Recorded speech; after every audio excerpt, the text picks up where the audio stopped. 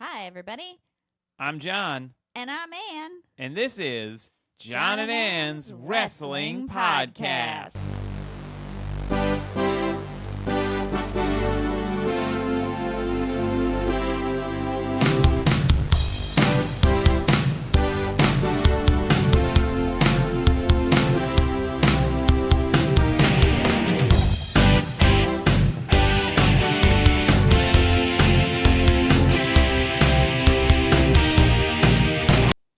Okay.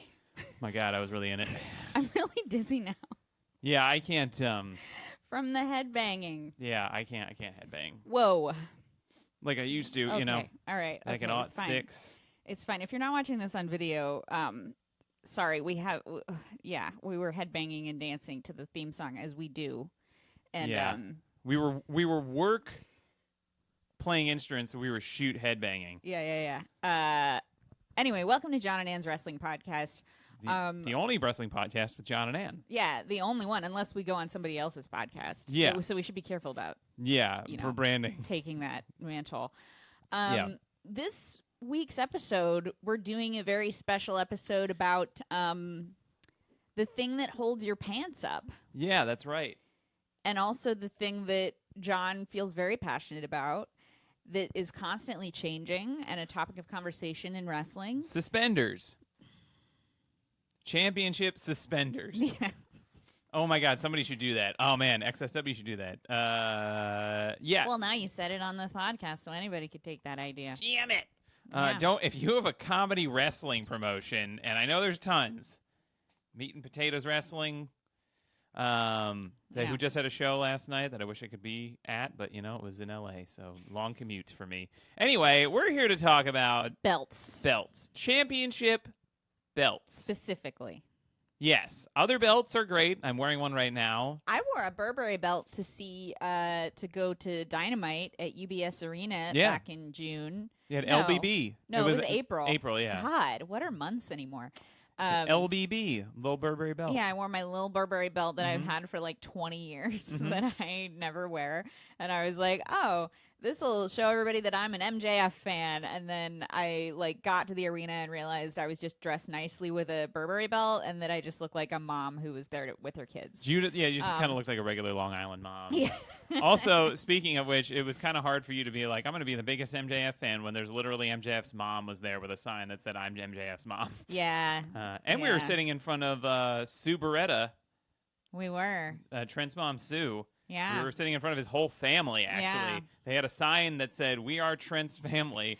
And then we were like, are they really? And then after Trent's mom, Sue, because he's also from Long Island, so his family lives there, so she drove them to the ring in the minivan. And then after that, she came up to our section and walked right past us and sat right behind us. Yeah. It was pretty exciting for us. I was marking out. We were marking out. We were both marking out pretty hard. Anyway, so we're going to talk about championship belts. Yeah, we might get into some other topics as well. But You wanted to defend them. Now, I guess my first question is, are there people who think that wrestling shouldn't have belts? you know what? I think I have heard people be like, belts are not important at all, and they don't matter at all. And I'm like, They don't matter they don't matter. at all. Yeah. The cops came and they said, this is fine. I have heard people, and I've also seen people get mad at the Roman Reigns run, and I saw some stupid comment on a wrestling article about because Roman Reigns just surpassed another long title reign, and people are like it doesn't even matter, the fake belts and the fake wrestling. Why get mad about it? I'm like, there has to be something that matters, because I get that it's choreographed and whatever, but it's you have to have if nothing if you're nothing matters, it doesn't matter at all, everything's whatever, it's then Well, why 'cause are we watching this? The way that I look at belts in wrestling as a person who's on the newer side of wrestling fandom, as in I've only been a wrestling fan for 6 or 7 years. The way I look at belts is it's who the star of the show is right now. It's you know how when you watch a character driven series, sometimes you'll get certain episodes about certain characters showing you flashbacks to their lives, or I feel like that was a big thing on Lost and stuff. Yeah. But I feel like the belt is that. It's like you are the person we're focused on right now, and we're going to build your character up, and you're going to get to do a lot of stuff, and like it's kind of just a star, like bestowing star power on somebody. Yeah, in my opinion, and you're also it's like, how you know who the main character is. That's what I was trying to say. yeah, and especially for the world champion, but also it's like it's part of the show, so it's like it is a role like anybody else on the show has a role. And like some people are like their role right now is to be one of the champions, and it doesn't mean if you're not a champion doesn't mean you're like less of a star, or I mean sometimes it does. No, but it like, means you're probably going to have to interact with the person who has the belt if you want to have like a but you can have big... prominent feuds that are not for a belt for sure. True. Like, but I mean it is definitely like MJF right now is like one of the main antagonists of the show for sure, and he's one of like the big stars. He's an anti-hero. It depends on who you ask. It's but hey, him. Hi, he's the problem. It's him. That's Sorry, the CM Punk song, but that's that a was Taylor Swift song. I know, but people are using that on CM Punk because that came out like right after that. Didn't that come out like right around that same time? Yeah, it was like about a year ago. Yeah, it was like It was new at the time, but it was just such a perfect fit for his whole blow up. But yeah, I think that championship belts, they can sort of not matter, but I think they're very important, and I want to defend them. And I also think that the amount of belts can vary, and you can have just a few belts, you can have a lot of belts. Both situations can be very good. Both situations can be bad. There are places like, ROH for a long time had 2 championships. They had because they had 3 for a while: the ROH World Title and the Tag Team titles, and they had the Ring of Honor Pure Championship as well. But then they unified that with the World Title, and for several years they literally just had the World Title and the Tag Team titles. And now they have like 6 championships. ROH does? Yes, which is a lot. Oh my gosh, what are they? So the ROH World Championship, okay, ROH Pure Championship, okay, ROH World Television Championship. Oh my god.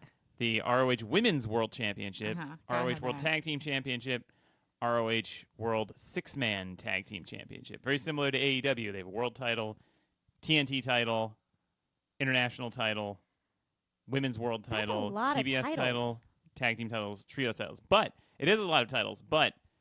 And especially for AEW, you have a very big roster with 2 2-hour shows. You have 5 hours of content every week. This is just for ROH, right? No, I talked about so the ROH has 6 titles, and then I went into the AEW titles after that. But ROH has 6 titles of their own, is what yes. I'm saying. Yes, so those titles we were just talking about, those are all ROH. Yeah, and then I also listed all the AEW titles after that.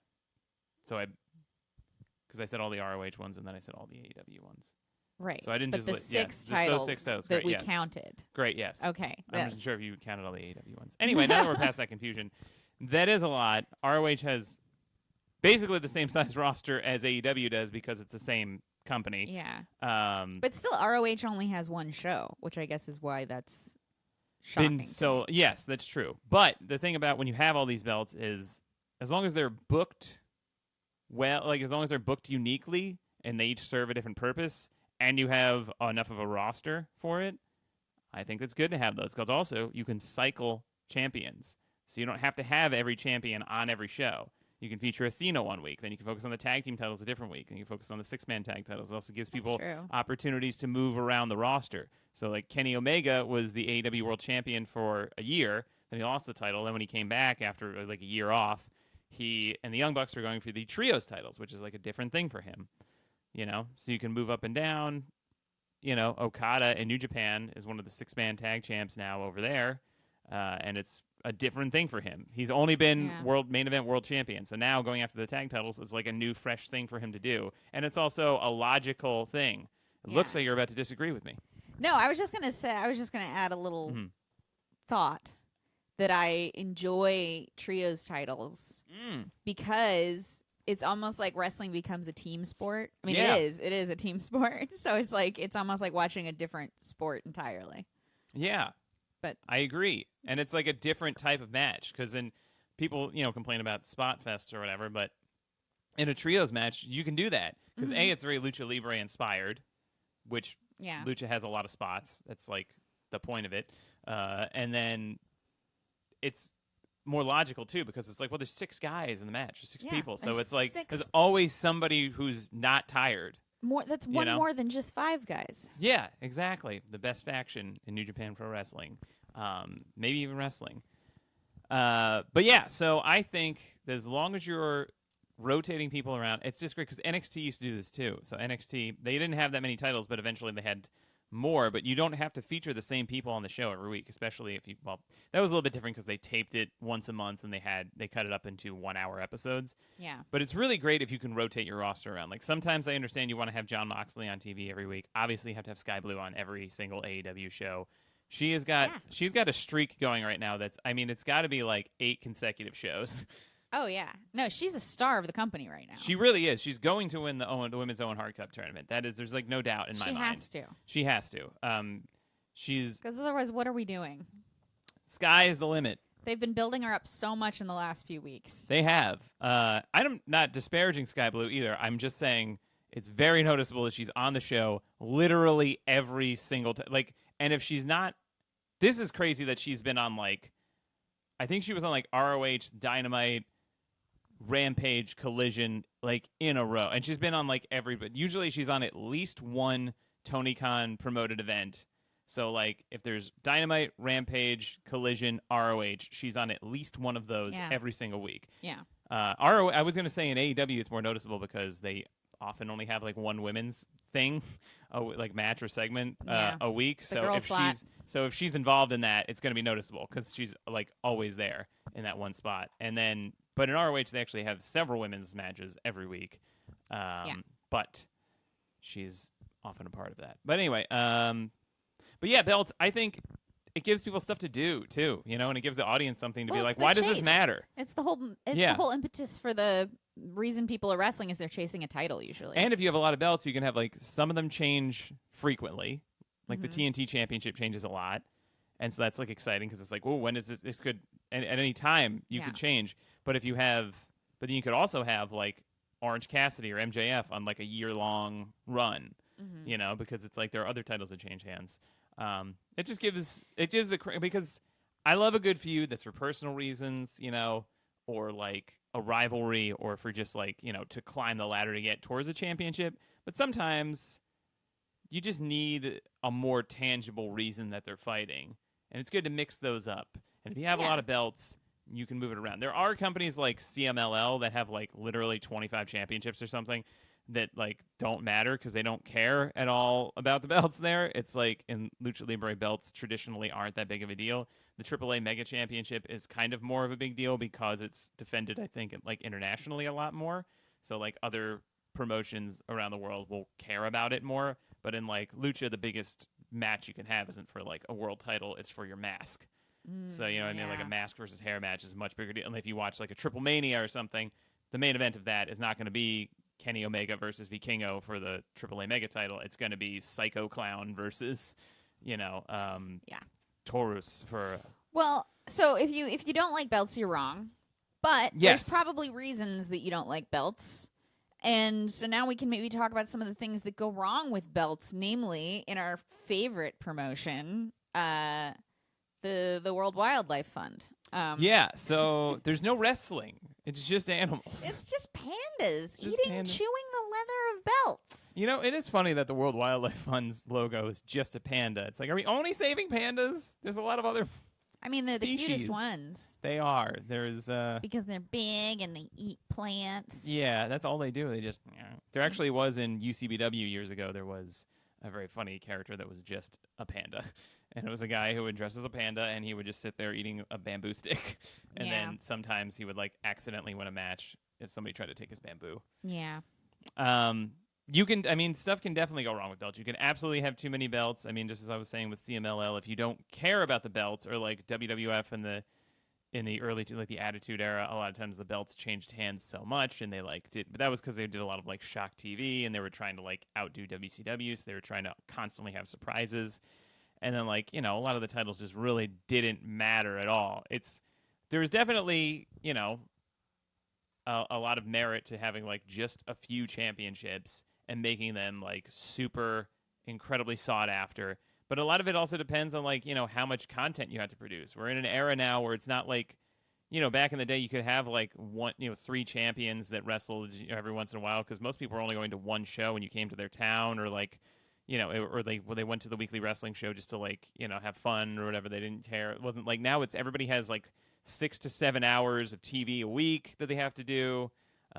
And if you have a lot of belts, you can it's something for people to do, and you can rotate people around. In the old days, as I learned in this book, Sisterhood of the Squared Circle, the women's titles, especially, was just someone saying I'm the champion. It had no connection to anything that was like earned. It was just like the person who was booked on the show would have a belt and be like, I'm the champion, and it would just start there. Yeah, because nobody cared about title histories back then.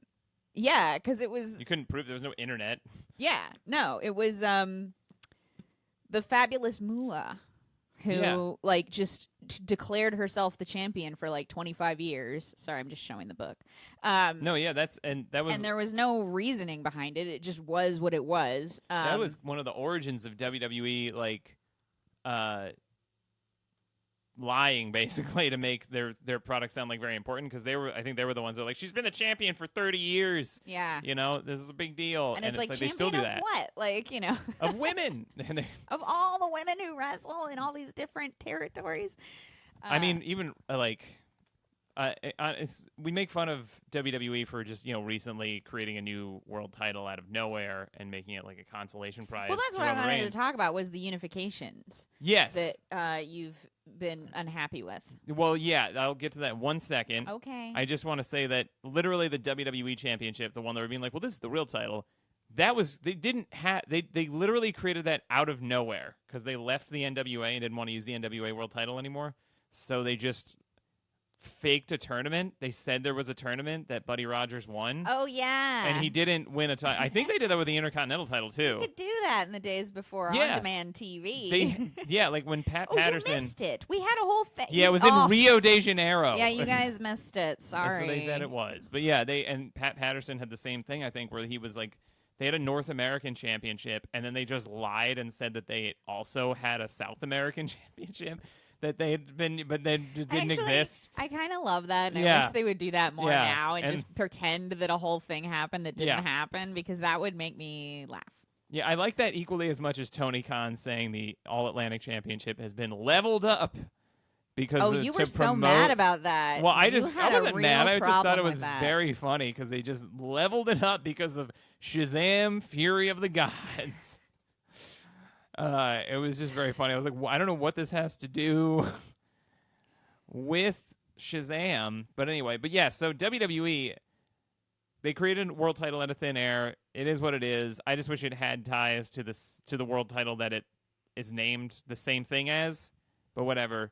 Obviously, we know most people who aren't me and are not huge nerds don't really care that much about title histories. They just want to watch the show and have fun. Although I do still stand by title histories being important because that's part of makes it matter, It's a form of canon. Well, it is, because it's like, well, why does it matter if Seth Rollins is this, or why does it matter if somebody beats Seth Rollins? Because later we're just going to be, well, Seth Rollins is never champion anyways, who cares? Right. I don't know, you know what I mean? Why does it matter he's champion now?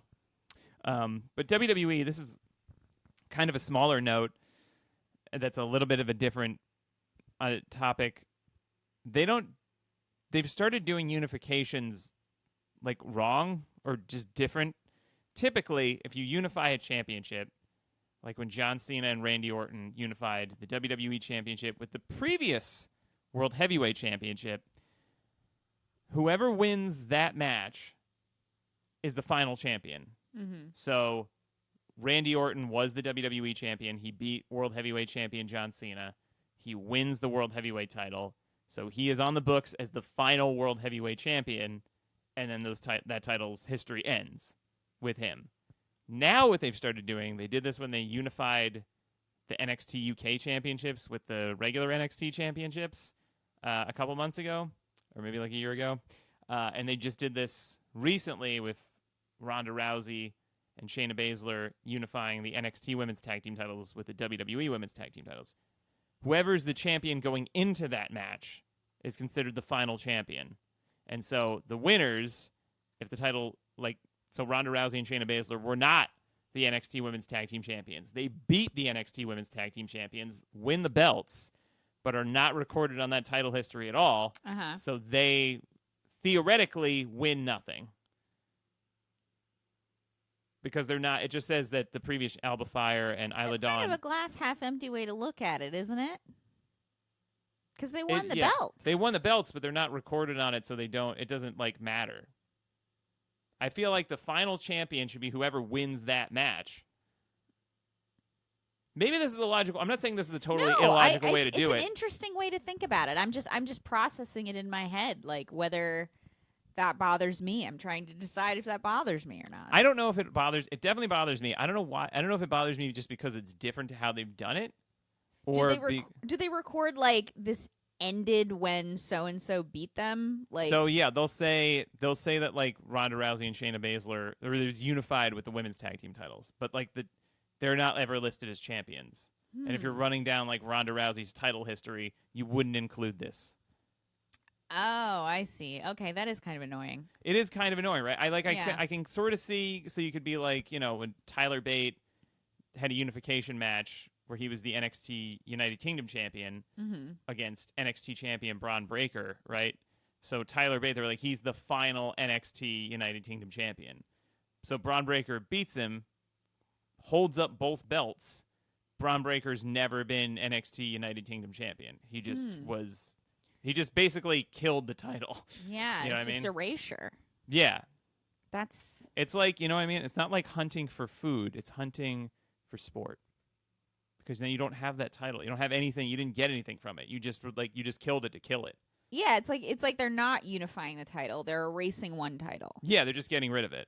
So it's if Tyler Bate was the last champion, why did we even do this match? Yeah. Why did we just be it's done. It's gone now. And then... And it's not like they even carried the title. I mean, maybe Ronda Rousey and Shayna Baszler will carry both titles with them, but... Well, I mean, look what Roman Reigns is doing with 3 belts. Yeah, I love that. I do kind of love that they gave him a pile of belts They behind gave him a new belt to represent both belts together so that he didn't have to carry 2 belts around, and he just still has all 3 belts. In a stack behind him during his promos. He'll hold the new one. I like that he stacks them in a pile. He'll hold the new one, and then Paul Heyman just holds the other 2 because they haven't officially. Because if you look at WWE, I'm not even going by Wikipedia or whatever. I'm going by the official WWE website. They have a website for title histories, and the Universal Championship and the WWE Championship are still active championships. Both of them. They're not separate, or they're not unified. Yeah. You know what I miss? This is kind of a non sequitur, but I miss the 24/7 championship. Yeah, me too. I thought that was such a fun idea. It's so accessible and kooky and silly and fun and that's what I mean by having a bunch of belts, because then it's something for other people to do that aren't big stars, and it's booked totally differently than any other belt. Yeah, I think the 24/7 championship should come back in some form or another. I would love it for AEW to have something like that. I think that'd be really fun. They have a lot of people in AEW that I think would really shine in a kooky kind of world like that. The whole QTV crew. Oh my god. Oh, QTV would be great. 24/7 champions, and also I want the trios titles. I like them not treating them the least important titles, but. It is cool that people from the Dark Order are kind of sizable at this point, stars, but it could be something like a smaller group of guys who on their own, wouldn't be champions, but together they're they could be a trios unit, and it could be it makes sense for them to win a title, and then they've got a title, and then it helps build them up so that they feel more important, so they can go after other titles later. Yeah, that's how a lot of tag team titles are. Can I ask you, with this unification issue? AEW, when they leveled up the All Atlantic Championship, did they have this problem? Do you remember? AEW did something very weird with this. Because you were not happy. I remember you distinctly... This is the thing that, yes, I think you... really kind of losing your I think this is the thing that, so AEW also has a title history website. Uh-huh. And let's see if I can Look at MJF with his 217 days. Really? Yeah, he's won it in November. He's had it for over 6 months. Oh, my God. 7 months. Because we were at that show, and it feels like it was just last month. But I guess it was 217 days ago. Yeah, it was a long time ago. Let's go to AEW International Championship history.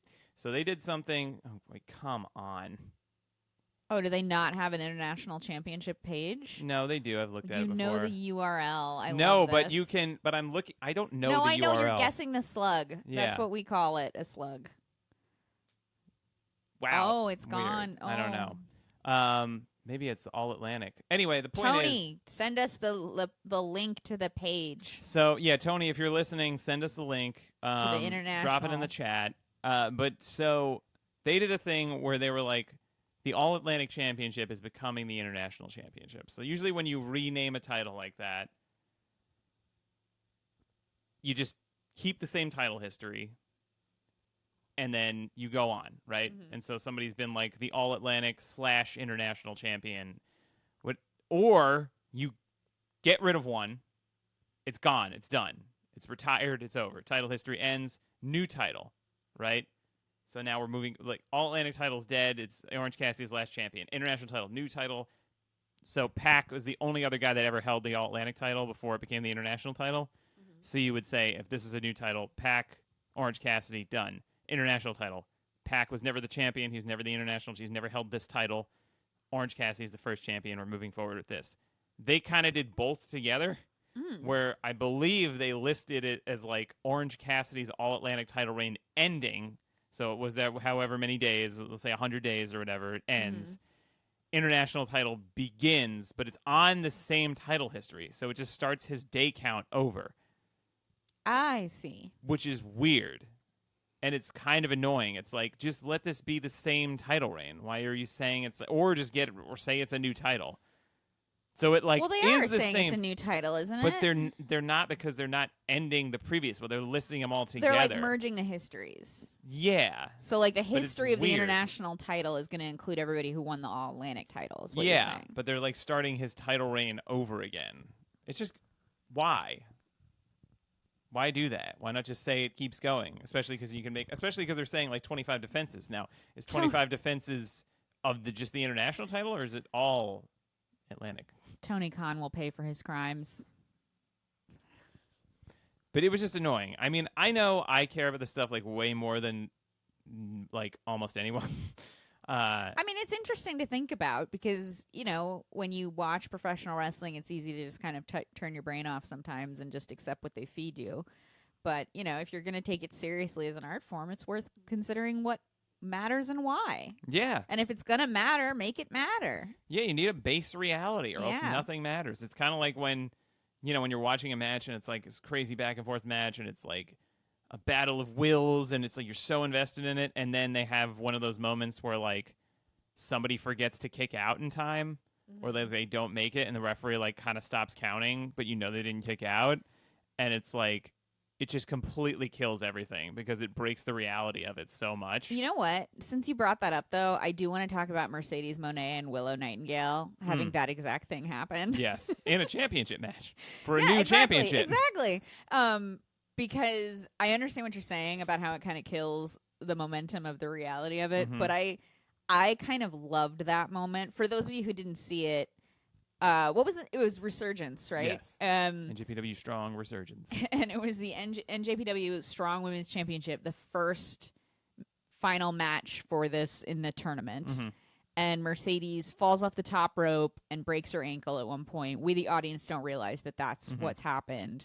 But she and Willow lock up on the ground. And in hindsight, what I know now is that they were exchanging information, not facing the camera. Mercedes is clearly telling her, you have to end the match and take it because I can't stand on my leg anymore.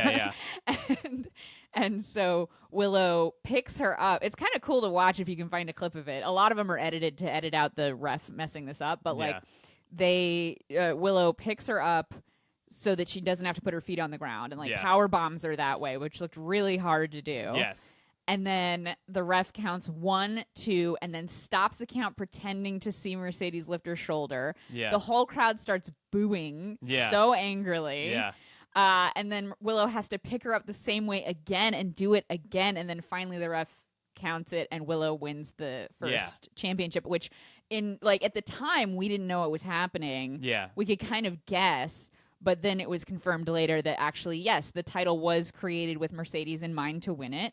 But she made the audible call in the ring when she hurt herself that like she wasn't going to be able to do a compelling end to this match because she wasn't able to stand up. And she didn't know what was probably wrong with her foot, so she's like, I don't want to have to worry about this one healing. You know what I mean? Yeah, and also it made me, even though it does like I don't know, I was excited by the whole thing because I love getting to see behind the curtain, even if it's by accident. And it made me respect Mercedes even more because it was just I thought it was cool to see somebody make that call on the ground. Oh, yeah, I liked that aspect and of be it. like, oh, she cares about the business enough that she wants the ending of the match to be believable. Yeah. And not, hobble her way through some lame pin just so she can have a title she can't defend, Yeah, for sure. And it's like, and in that way, titles don't matter. If we're talking about the health of the performers, then yes. Yeah. Titles don't matter in that regard.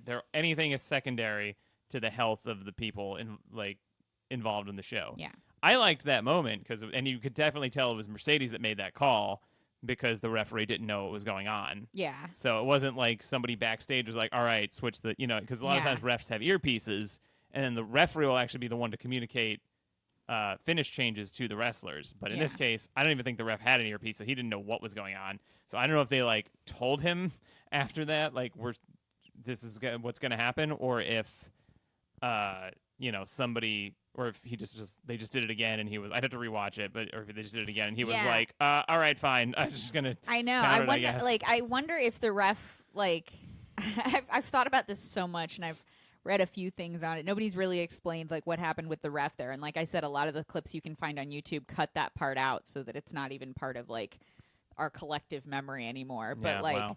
I wonder if it was something where in the WWE, since that's where Mercedes spent most of her time, that would be how you handle that situation. You don't tell the ref, or you don't worry about telling the ref. You just do the count. Well, in that situation, like I said, the ref has an earpiece in that one, so I feel like. Yeah, but I mean, the people backstage wouldn't have known she was hurt. Only she knew she was hurt. Yeah. And she communicated it to Willow, but not the ref. Mm-hmm. And I don't know if that's because that's not how she's used to doing it, or It's a crazy. I mean, it really kind of depends on the situation in a place like WWE, because if it's like Roman Reigns gets hurt, facing somebody he's not supposed to lose to in a title match, what happens? Right. In that case, they would probably he would probably half-ass his way through a probably lame pin. They would probably heavily communicate to the ref what happened, and then they would figure it out, and the ref would probably do the X, and they would probably just throw the match out or something. It really depends. DQ. It really depends. There's a famous match, Shawn Michaels versus Mankind, I believe, for the WWF title. I was ready for you to start explaining the screw job to me. No. There's this famous match where I don't even have heard of it. Shawn Michaels versus Bret Hart. No, it was pre that. It was like a year before that or something. I think it was In Your House Mind Games, and I've watched it. It was a great match. I believe, I don't remember a moment, but there was Mankind was supposed to win the title from Shawn Michaels, and they changed the finish mid-match, and they had to tell him. Or because no, they just decided to change it. I don't know. Oh, I don't know what. backstage they Yeah, did? I don't know Vince what. Yeah, I don't know what what it was, and they were having a great match too. It wasn't like it was bad because there was in the Mae Young Classic. I think the first one. I think it was. I forget which wrestler it was, but there was something where somebody was supposed to win, the first round match in the tournament, and watching backstage, they were just not satisfied with their performance, and they told the ref to switch the finish. Oh. Yeah, so they had to. Imagine getting it's brutal. fired in the middle of doing your job. That's brutal. Very brutal. Not that he got fired, but I mean, that is. Well, they weren't signed, that wrestler. Here's the thing. We pretty much gave two examples of why belts make wrestling so exciting. Because it takes those matches that are already a big deal and ups the ante. It's like, not only is this a match where someone was supposed to win, they were supposed to win a whole prize. A whole new championship belt. Yeah. I love belts. And, like I said, as long as you have, the roster for a lot of belts and you book them, uniquely or purposefully, they're great. Yeah. You know, and again, I can't stress enough that like cycling through your roster is helpful. To keep the show fresh and to keep people like, oh yeah, this person's on this week. This is great. I haven't seen them in a little bit. Like some people can be on every week, but like, you know, you're not just going to, like, we love Jon Moxley. I don't necessarily want to see Jon Moxley wrestle literally every week. You know what I mean? Now Sky Blue, on the other hand, I'm sitting here like, I mean, I feel like I have watched Jon Moxley. I know. Week. He's on it a lot, but he does wrestle a lot.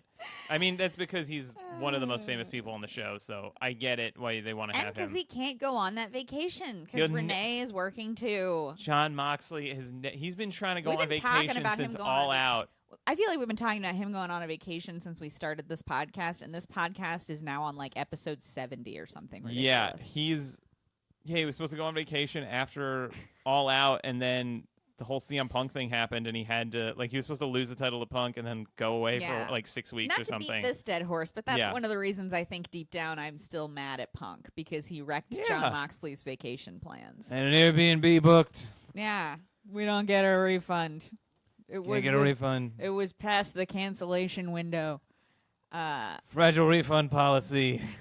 Okay, should we talk about Collision briefly? Didn't you want to talk about Collision? Oh, yeah. But anyway, I feel like we made our case for belts. Yeah, I have. If you're watching and you want to send me one of those nice championship belt replicas, go for it. Oh yeah, he loves those. We have one rack here. Actually, yeah, this is like one of the the Walmart like kids ones. You don't have to say what? What? No, this is guy. We're pointing to a championship belt that John won. Oh yeah, that's true. I forgot. It's a storied championship belt. You know what? Explain what you want it for. Oh, so this was well, I don't know if you're okay. So there's a couple of championship belts that have been in this apartment. This one was when my old sketch group Video Bros were going to be doing a video premiere show called Red Hot Video Fun Time in Bushwick, New York. And that's also known as East Williamsburg. East Williamsburg. If you're rich. West Ridgewood. But they so these belts are to show who the funniest guys were. Who were the funniest guys in Brooklyn? This one. Myself and Nick Smith, you know, and there's another belt. I have both of them, both tag team championship belts. Funniest guy is in New York City. He won it, folks. He won it, and I retired as a champion, I believe. Yeah, and then no one else can win it from him. We also used to have the UCBW tag team championships here because myself, John Manji, and also Nick Smith as the Bumper Boys, and then Bowling Club. What did we do with them? We lost them. We lost? Oh, you lost them in the match. Okay. Lost them to the Brotherhood of Man. I thought you were going to tell me we physically lost them. I was like, there's no way. No, I'm a former UCBW tag team champion. You know, win some, lose some. And we only lost because Brotherhood of Man, you could pin anybody in the match to win the title, and so one of them pinned the other one. He pinned his own partner to win our tag team championships. That's genius. So we never lost. That's genius. But you know, I actually have another tag team championship match coming up. Oh yeah. Why don't you plug that right now? Look, the all-natural Justin Rhodes has been on quite a journey in extremely serious wrestling. Cheeto dust, was addicted to junk food, chips and such. Then he sold his soul when he turned on Crackers, the luchador parrot. Helped him technically get murdered in exchange for sugar addiction. Yeah, kind of. That's how good of a wrestling journalist I am. Wait, is this a promo that you're doing? Oh my God, I'm so sorry. In exchange for sugar addiction, and became pixie dust and joined Delightful Dan, the goddamn candy man.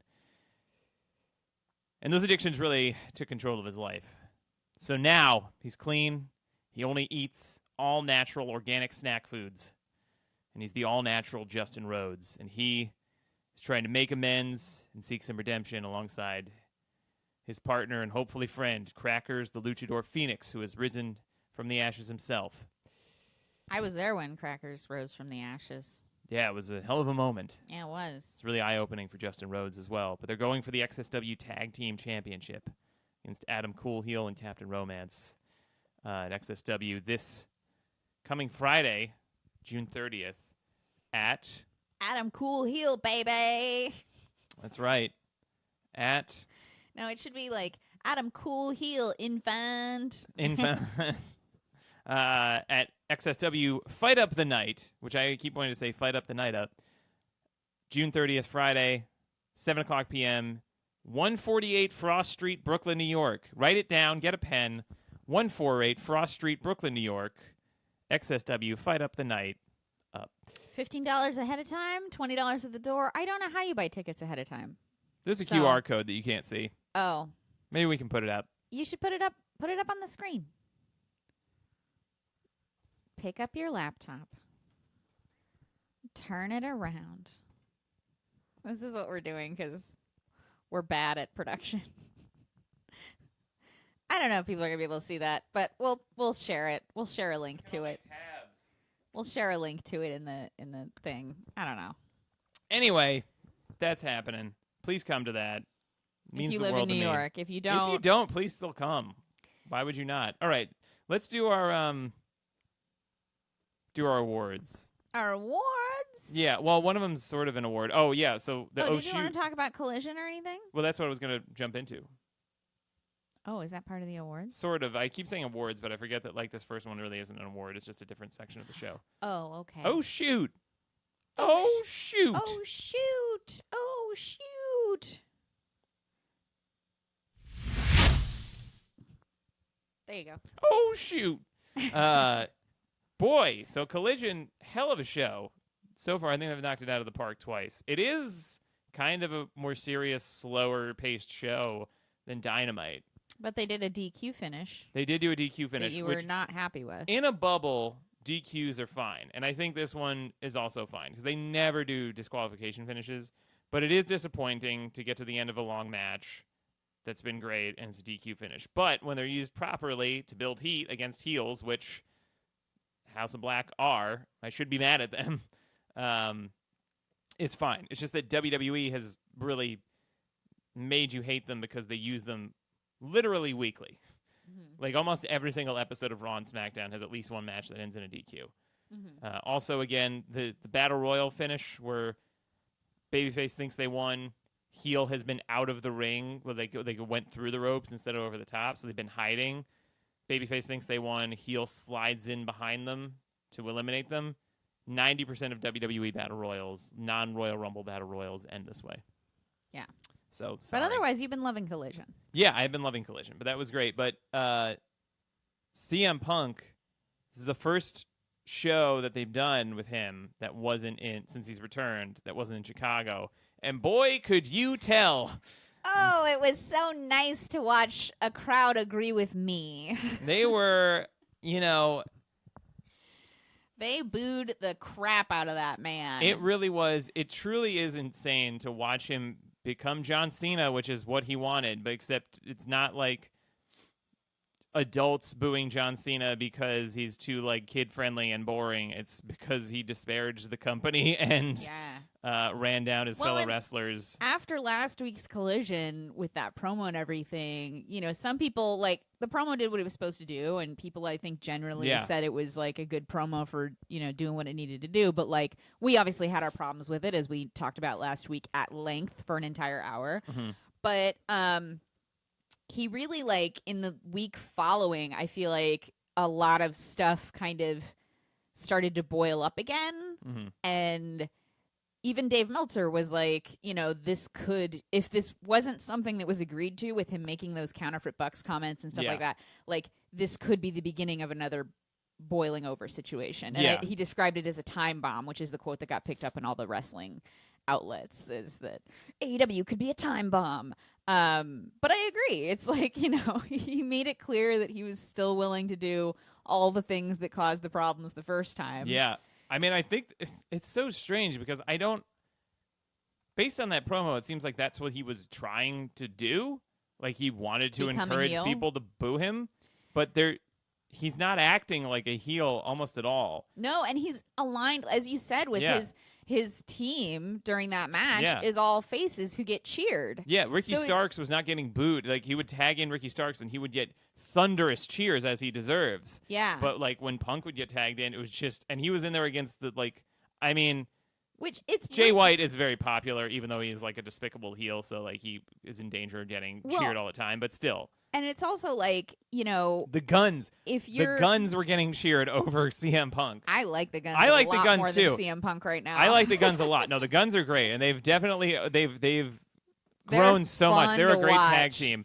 But it's just so funny that like Austin Gunn, this little shithead, like much lower on the card heel. I mean, they've risen a lot, but they're still like, for him to be getting thunderous cheers over CM Punk is notable. Yeah, and if you're the thing that's a problem there is if you're new at all or you are not somebody who pays attention to backstage stuff, that's friggin' confusing to watch. Oh yeah, which is not something you want if you're a wrestling promoter. In my opinion, you want your product to be accessible and something that people just tuning in can be like, oh, this is fun. I like this new show in the second week of existence. But if you're watching it and you're like, why are they booing this one man? Yeah.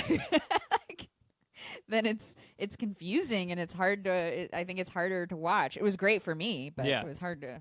Probably hard for other people. There was still a contingent of CM Punk fans, and they were definitely audible, but for the most part, it was heavily. And somebody pointed out they're in the same building as Forbidden Door, but Forbidden Door is going to be like fully sold out, so it's going to be so many more people doing the same. Like, it's going to be rough. Because Kenny Omega, who's the big.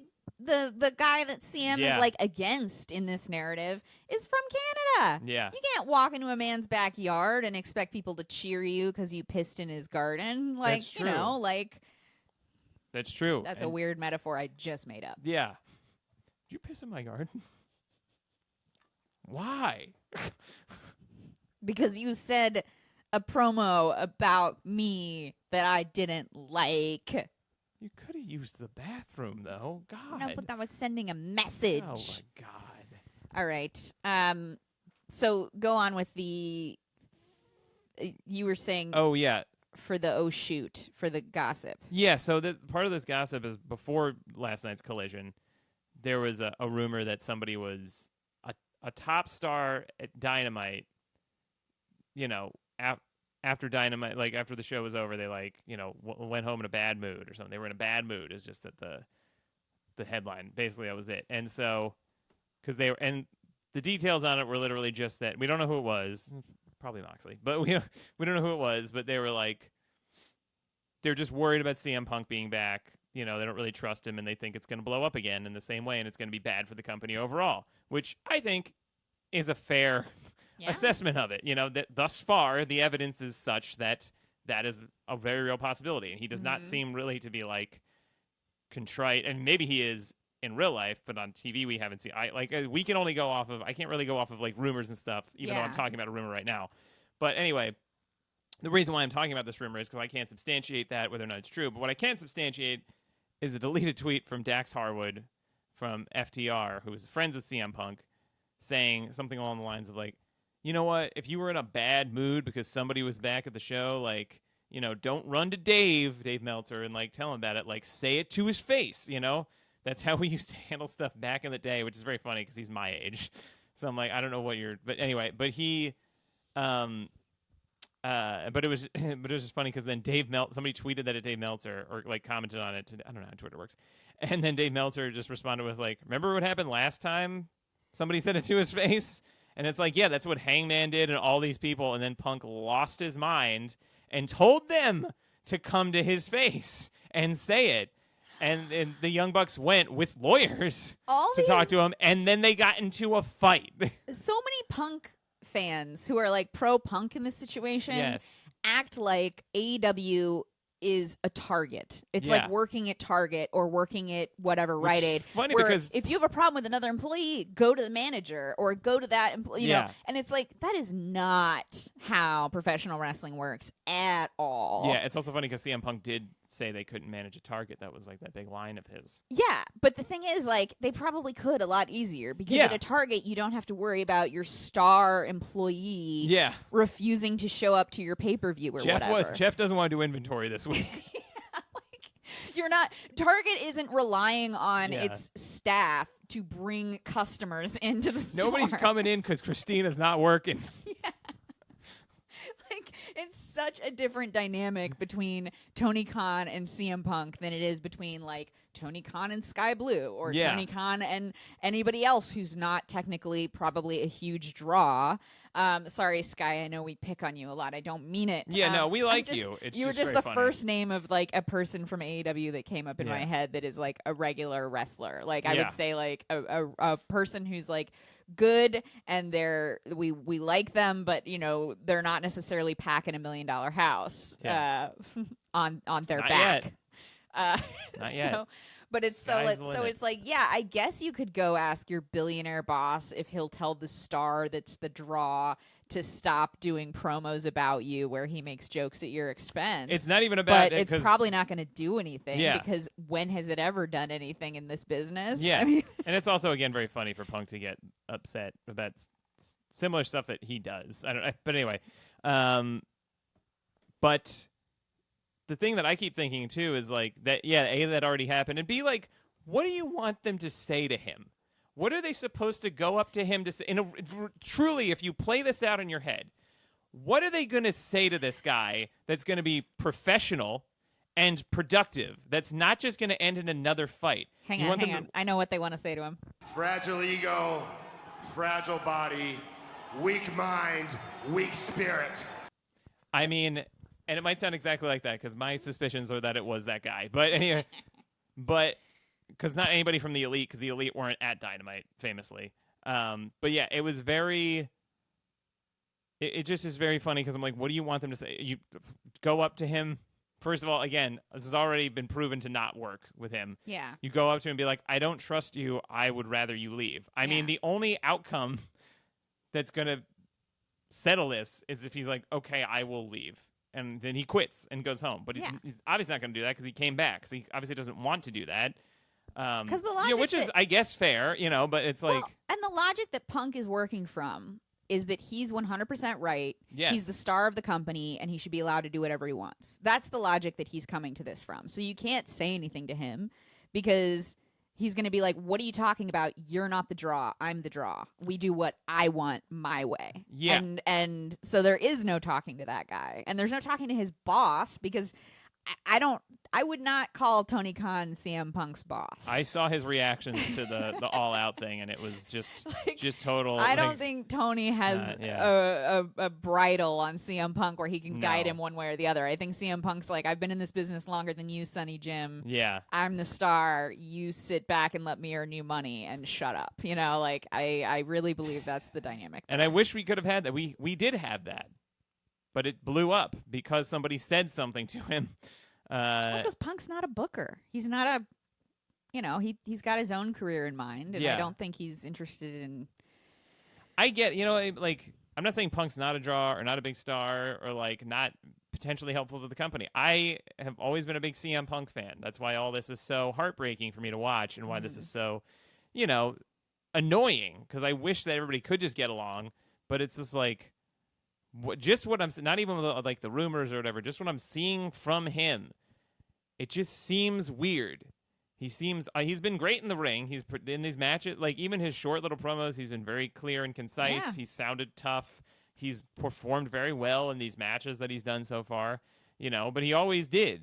It's just now, I just feel like what you said, that connection is broken and I don't know how to repair it. Yeah. You have to be willing to admit some kind of fault, even if you really don't think that you were in the, like, even if you think that somebody screwed you over and it was like you weren't trying to get anybody fired and it's all bullshit, like there's got to be some level of like, all right, look, obviously I could do something to, like, you have to do something or somebody's got to go. You know what I mean? Yeah. And I don't think it should be the Elite. And I don't want it to be Punk.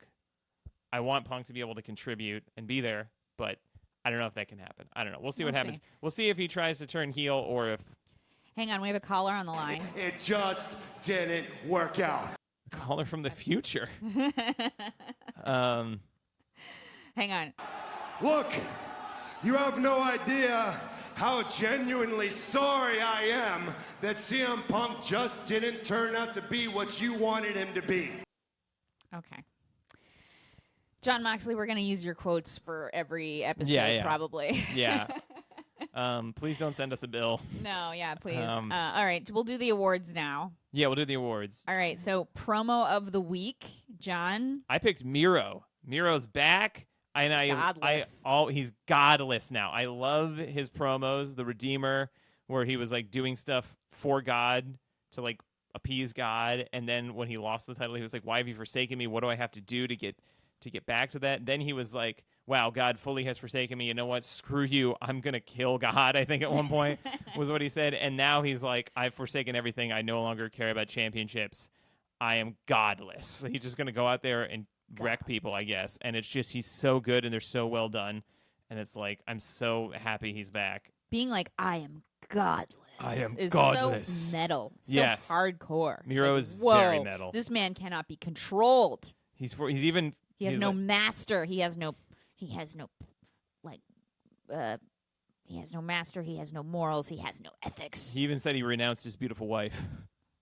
Did he say he renounced his beautiful wife? He was like, I renounce everything. My God, my championship, Yeah. my beautiful wife. Yeah. He did say that. It's so funny. He always says that he's a great example of like really committing because he does the whole thing so seriously. So even when like, and the whole thing is very serious until he gets to like my hot wife, and then he just like, but he does it the same way. So it's very funny. It really lands. No, that's great. Yeah, that was a fun one. So my pick is Anthony Bowens from The Acclaimed. What's her name? Harley from QTV. Yeah. She came out and was flirting with him and was like, "You're so obviously into me." And he was like, "Lady, I don't know if you can see the rainbows on my outfit, but I'm gay." And then the whole crowd goes nuts. Yeah. Daddy. I think they started chanting, "He's gay." They did, yeah. Gay. Well, I was running through Yeah. the series of yeah. events. Big Daddy comes over and hugs him. Mm-hmm. And then the crowd starts chanting, "He's gay, he's gay," in a really nice, supportive way. And it's Pride weekend, and that's why I'm dressed all colorfully if you're watching this on video. But It was perfect. it was really lovely, and it made me kind of well up a little bit. It I was like, that's so sweet. It was a great moment. It's great that he can say that, you know? Yeah, And because I it, mean, it's a even big, like 10 years ago, that would have been a joke. I for mean, sure. I was watching Billy Gunn do a match against Ryan Nemeth in an indie promotion, and and there's a moment where Billy Gunn they make like some joke about like him and Ryan doing something gay in the ring or something, and Billy Gunn is like, it's okay, I was gay," and like. And that led me down the whole rabbit hole of reading about that Billy whole and Chuck. storyline, and I was just like, "Oh, You know what? I loved Billy and Chuck. I thought yeah," that was the crowd best. after he said that started chanting for Chuck. Yeah, no, I loved Billy and Chuck. I loved the whole thing. I hated when they did the, they were like, "We're not actually gay." Yeah, Like, they did a whole turn at the end. because they were on TV, like getting interviewed. Even in like 2002, people were like, "This is like a big deal. This is great that you're doing this." And they're like, WWE, it's so it was so despicable when you read about the positive. history of that. Yes. The history of that, when you read about it, because they got Glad. Like WWE Yes. got Glad to help them get coverage for that storyline, and then at the end they were like, "Haha, just kidding. Being gay is dumb," or whatever. Yeah, you know? no, that's like literally what they did. Like, it's so despicable to read about, but we No. love Billy Gunn. He redeemed himself. He has.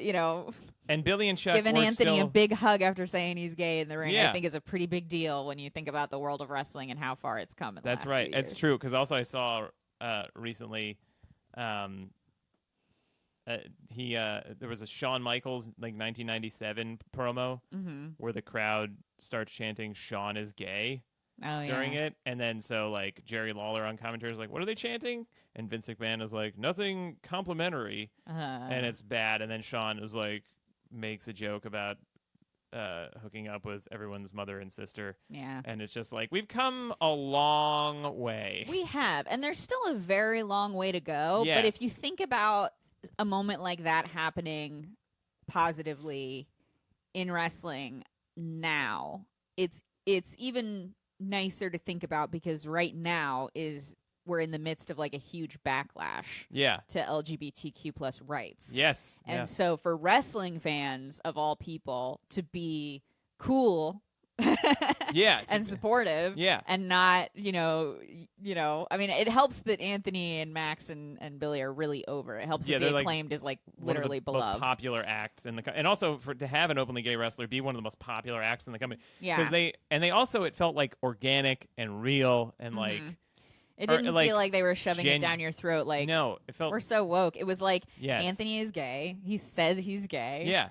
It was like a character interaction too, Yeah, so yeah. it really, and in like WWE when they've had like an openly Oh, and gay then I wrestler or forgot something, that- like it feels so like, hey, look at this person we have, and they it just feels very exploitative with WWE. I forgot. I can't. I don't know if it was Shivani or who was it on commentary who was like, "Andy's taken." Oh, After he yeah, goes, yeah. I'm gay, and they're like, "Andy's taken." Yeah. I think they mentioned that he was taken before, and then I think it might have been Jericho. So they were just reiterating that they were also correct. Mm-hmm.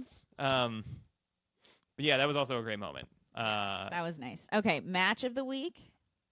There were a lot to choose from. I went out on a limb and I said the Collision main event, Which was CM Punk? CM Punk, FTR, How did Ricky that? Starks versus the Bang Bang Gang and the Guns, and it just was like, it was tough, but it was I just went with this one because it was so. The atmosphere of it was, everybody went so hard in this match, Mhm. and the atmosphere was so insane that I don't know, it just felt unique. And Cash Wheeler almost Yeah. killed himself on a dive, and it was, Oof. yeah. Yeah, that's cool. I picked Jungle Boy versus Doki at Rampage because that's the first what? No, the Rampage main event. Yeah. So that's the first match I've watched in a while, I feel like, where the actual wrestling really compelled me. Mm-hmm. Because sometimes it's really easy for me to tune out during the wrestling part, and that sounds so silly, but like, sometimes it's just like, oh yeah, they're wrestling, and I mean, it can happen. some matches are really long, and they're not very intense. And this match really grabbed me. Like I found myself like rewinding it if I did look away, Yeah. and to be like, what happened? And that doesn't happen a lot for me. It's a big deal if you can do that as a wrestler. And somebody on Twitter made the joke. They were like, someone forgot to tell Doki this is the C show. Yeah. No, Doki has come so far. I loved seeing representation for just 5 guys. Yeah, that was on really cool. Rampage. They're my favorite. I love them. And people started booing Jungle Boy because Yeah. Doki was working so hard in that match. Doki was doing so well, and there was also an element of people cheering for him ironically because his name is spelled like Dookie. Oh yeah, and people were saying Dookie. People were chanting Dookie. Yeah. But he is to the so point where I was confused. I was like, "Is his name Dookie?" No. That seems wrong. Doki was like this very low-level New Japan guy who was in Minoru Suzuki's faction, Suzuki-gun. Yeah. And, during like the pandemic, he really like just got like better and better. And he now like just has killer matches. And he's really risen very high up. He still hasn't like won a title, but I'm sure that'll happen soon. And Yoshihashi in the heavyweight division, because Doki's a junior heavyweight, Yoshihashi in the heavyweight division has done a similar thing where he was like kind of this loser jobber guy, but was around a lot. And then now he's like big time tag champ guy, and he can have a big match with like a high level guy in the G1, and you think he could win, and he's like just has great matches now. Yeah. And it's like there was literally a moment. Inspiring. There was literally a moment in this match that I keep thinking about as like the moment that it kind of reeled me in, and it was like Jungle Boy did some move on him that he took a bump in the ring, and then Jungle Boy like rolls out of the ring or jumps out of the ring or something, and then Doki literally gets up immediately, throws himself against the ropes, and jumps out of the ring onto Jungle Boy. And it was just like it was sold. Like they took the time to sell, but it was also seamless. Yeah. Like it was just like they just went from one thing to another without skipping like the selling part. But it was just so kind of gorgeous to watch. No, yeah, there was great. like a beauty to it where it just felt like, oh man, they've got like a whole thing they want to show me. Yeah. Like, And Doki went on excursion in Mexico. That's where he like. yeah, did and his, I and do so love he's, the lucha style. He knows personally. a lot. That's what he's very inspired by. I'm a very big lucha person. And the guy that was out there with him, Yoshinobu Kanemaru, is Mm-hmm. also a legend. He's a junior heavyweight star in Pro Wrestling Noah, and now he's a little bit older in New Japan. But he like, he's like never gonna win like big. He's good. He's had a lot of junior tag title reigns in New Japan. He's like never gonna win big matches really, for the most part. But like he will make you think he is going to win. Mm-hmm. He's the heel master. Mm. He's the dirty player. He does what he does, but he's so good at it. And Just Five Guys are and then of course. Yeah. Sonata shows up with the belt afterwards to I love that Sonata was so fun much. Too, yeah. All right. And Jungle Boy's a little heelish. He is. I liked Jungle Boy getting booed, and not because I want him to be booed, but just because it was fun with his reaction. It felt the whole match was just everything you like about wrestling. It was the crowd picking a hero that you wouldn't expect. It was wrestlers reacting in real time to the crowd's reactions. Everybody's part of this. It's all really cohesive. It was just really a cool match. Jungle Boy, his like angry looks at the crowd, angry, confused looks, and I kind of do want Jungle Boy to go heel at some point. So yeah. And then outfit of the week. I picked Tetsuya Naito, who dressed to the nines as always for big matches. He had like beautiful white suit on with a big, like very regal white cape. Yeah, that was a nice looking. It's going to be great too because I know that. Well, in a tag match sometimes he doesn't, but hopefully tomorrow because it's today because it's a big show. When we're at Forbidden Door, hopefully when you're watching this, even though it already happened, he has a big thing because sometimes he'll like make you wait there while he takes off a full suit. My pick. Okay, this is gonna shock everybody. Maybe. I was doing some thinking, and I was looking around at social media this week to see what everybody wore this week. And I got to give outfit of the week to Charlotte Flair. Wow. And there's a couple reasons. One, she's earned it. She wore, I believe it was on SmackDown, she wore this like gold, I call them kits, and I know it's called gear. I call it kit, I think, because that's from soccer. I don't know. Anyway. Do you have like a cool outfit in soccer? No, but they call your outfit in soccer a kit, and I don't know why, but that seems to just work for wrestling anyway. But her gear is like this gold with a really intense glitter effect to it, and it just looked great on her, and I am not... I've had criticisms for her outfits before, so I wanted to give her flowers and say that she looked great. I thought this was a really... And it's also like, I feel like... I think that's it right there. That... oh, no. That might be old. Yeah, no, that's old. Yeah. But you'd probably have to go to Instagram to find it. But she just looked really great. She looked like a champion. It was really a lot of her outfits often try to lean into the whole I'm the queen thing, but I feel like this one actually succeeded at it. And so I wanted to give her a little bit of shine. She deserves it. She does. I'm hard on her because she's my John Cena, but like, she does often look like a star. Yeah. And this outfit, she really did look like a star. All right, so let's move on to Nerd Fantasy Booking, our final thing. So my Nerd Fantasy Booking, I was going to say something, and then I remembered this is going to be out after Forbidden Door. So I hope don't. I hope that MJF has I would book MJF in a big spotlight title feud against another heel. I want heel versus heel stuff. Because there's too many like compelling characters that it would be cool to see him interact, and like it doesn't matter. New Japan does like heel versus heel matches all the time. Maybe they don't do heel versus heel feuds, but like in the G1 they'll have heel versus heel. And one of my favorite moments that I've ever seen in wrestling was Switchblade Jay White versus Taichi in the G1 Climax tournament. I believe it was G1. It was one of the tournaments. It was a couple years ago, and there's the thing that heels do where they both get out of the ring, or what? So I just spoiled it. But a heel gets out of the ring. Randy Savage uses this all the time. Like he'll get out of the ring at the beginning of the match. It'll look like he's going to lock up, and then he decides to like bail and be like, "I'm not ready." And the crowd, you just make the crowd mad because you're making them wait for action. And so like they both were heels, and they both at the same time start the match by rolling out of the ring, and then they each noticed that the other did it, and then they got mad at the other one. And so I want to see MJF. I wanted him to do a full feud against Swerve Strickland because I would love to see Swerve that would be cool. beat him for the title. Yeah. Because Swerve absolutely deserves to be the world champion. Yeah. And Swerve, like, it would just be great to see these just absolutely despicable people Yeah. trying to screw each other and just being viciously mean to each other and insulting each other. Also, like, Jay White would be another one. I would love to see dickhead Switchblade Jay White versus MJF.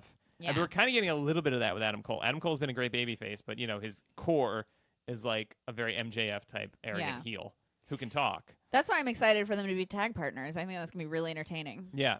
I'm surprised I didn't pick for my promo MJF slowly taking his watch off as though he was gonna save Adam Cole from getting beat up. I'm coming. That was pretty good. Yeah. But it wasn't as moving. So my nerd fantasy booking is a pretty basic one, but it's one that I feel like is a total fantasy and never going to happen, but also something that needs to happen desperately. It's CM Punk versus the Elite.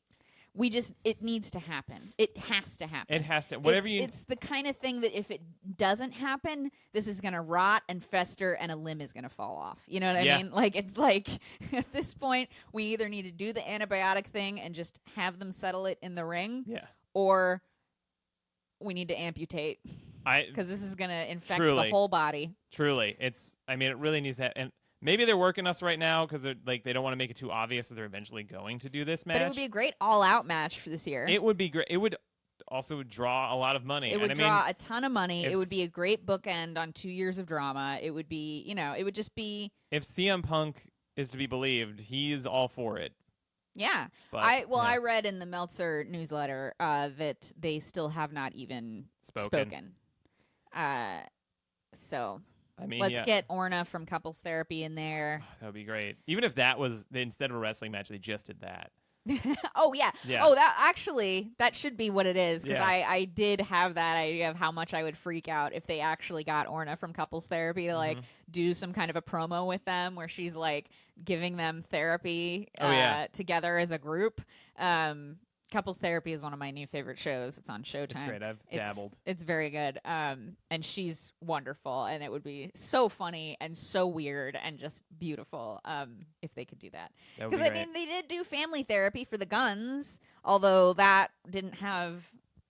They didn't have a therapist, did they? I don't remember. I thought they didn't...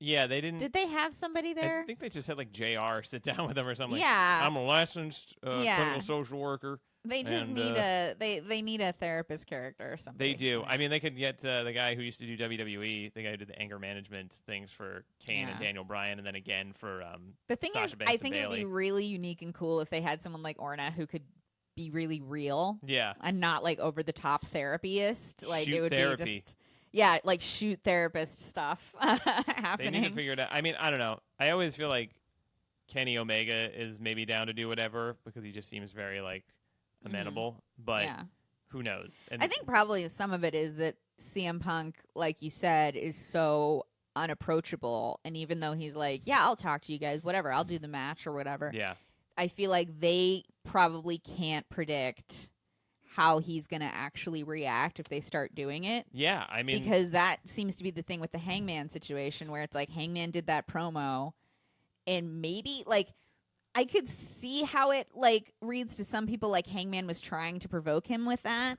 But there's also a narrative that's like Hangman might have just been like, oh yeah, I was just referencing like, all the rumors everybody's talking about of like you getting Colt fired. Yeah. Even if he was trying to do it, I don't know. The whole thing is like, sure, maybe Hangman was wrong to do that, but it was like, I don't think that the chain reaction that is set off was warranted. I don't think he anticipated that. Like, no, I don't think that's what so Hangman either. was trying to do. I think he was literally just trying to draw heat.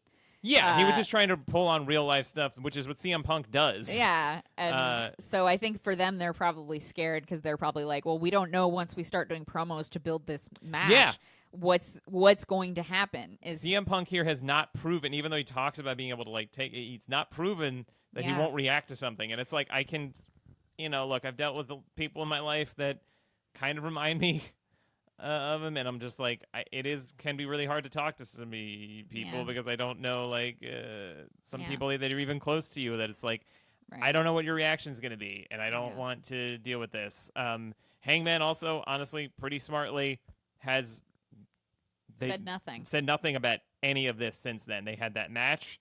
He has not interacted with or spoken to or about CM Punk since then, even though Punk has brought his Accused name. him of shooting on him. Yeah, he's brought his name up many times. Yeah. And he has never just not engaged at Yeah. all, which is probably the best thing you But can do. anyway, that was my fantasy nerd booking, and that's all the time we have for this week. So That's right. So, buy we'll go see buy you a guys belt. Yeah, go buy a belt. We'll see you Go buy a guys belt. next week. Bye. Bye.